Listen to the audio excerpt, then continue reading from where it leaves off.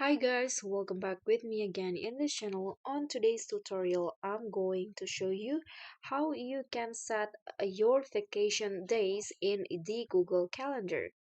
So here I've already opened my calendar on Google and I want to set my vacation days for next week's, for example here.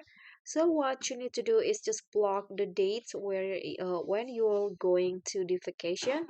For example, I'm going to go vacation for 4 days like this, and after that you can just there will be this pop up. You can just add the title vacation. Okay, go with event, and in here if you want to notify the other people like your colleagues or maybe your partner, you can add guest in here and then type in their email's name. And after that, here you can click on more options. Here I'm going to change the event color into red, into red as the vacation days.